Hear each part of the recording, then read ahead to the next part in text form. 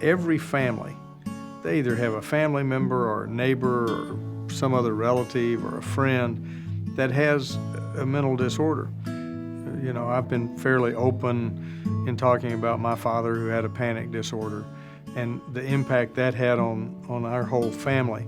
My job as county judge is to protect the community. We need to put resources into mental health like we do into any other healthcare issue. It's my passion. We have to have groups like Vecino. These people are already doing in the neighborhood what we need done. We just need to help them expand their operations. I don't know what we'd do without them. This is an enormous step for Vecino to focus on mental health and behavioral health issues. We've grown so far and we've done great things, and we need to continue to grow and we need to continue to expand. Mental health is like any of our programs. I mean, we want it to be self-sustaining. It's all about prevention, and prevention is education. So here at the Denver Harbor Clinic, and also at our Airline Children's Clinic, if a provider feels like there are some mental health counseling issues with a patient or a child, they'll contact our mental health director. She'll come down and she'll speak with that patient directly. It's really just more of a team approach, a holistic approach to that patient. Poverty is a tremendous stressor in the population that we serve. People come in and they're in tears a lot of the times, just so stressed and frustrated.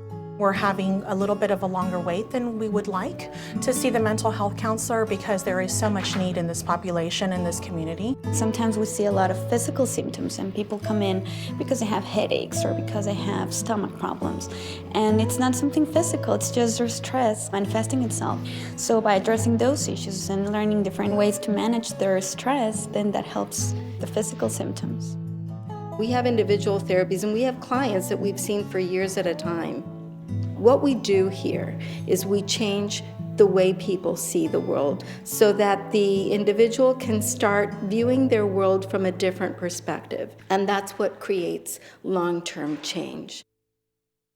We have group therapies, and usually those clients, they learn how others manage their stressors, and the patient becomes the therapist in a sense. They give back. I was trying to find peace. I had 4 very bad relationships that were very, very abusive. I fought a battle with suicide up until I started the counseling here at Vecino. I never thought I could be in a group. I thought, I'm so messed up. I go into a group and they're gonna be shocked. They're gonna say, oh, this woman's nuts. But now I see in their weaknesses my own weaknesses and where I can strengthen myself.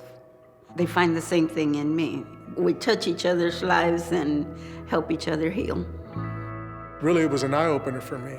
I mean, people really needed that service. We do a community needs assessment every year where we bring in stakeholders, and the number one need, the last 2 or 3 community needs assessments that we've talked about, has been more mental health services, specifically for teens.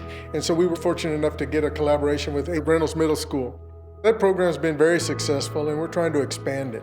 When I got here, I just noticed that there was a big void for our social, emotional, health of our kids. And I met Daniel and some others in Vecino, and I asked them about it. Then they came up with the idea of having somebody come here in a real comfortable environment at school, and that's how it all came about. And they've been just a huge asset. I am the counselor who's in charge of the McReynolds program. So I work here 3 days a week and over there 2 days a week. There's a lot of behavioral issues, kids are misbehaving. So by being there, you can be that person who helps them set goals and think about their future, not just the here and now. What happens is when these kids are there and they don't have these mental health counseling needs met, they become, problem students. And the chances of them dropping out are higher, which is bad for the economy, bad for the community, just bad for everyone. They fall behind in school, they get into criminal activity, and it's not because they're a bad kid, it's because they have this condition. And if we can catch it early, then they can live a very productive life. That is where we're headed, I believe, in behavioral health services. Not only being here, to provide support to the patients that come to see the physicians. We are right here where the children go to school.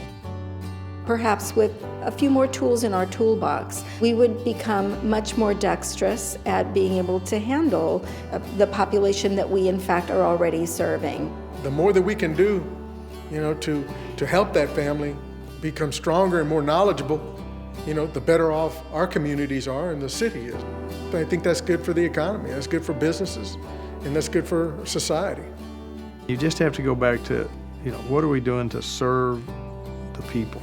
Anything we can do that helps groups like this continue providing the desperately needed service, we need to do it. It's been quite a journey. I've learned that being strong is okay and loving yourself is okay. That's come from here, from Vecino. So I'm very grateful for that.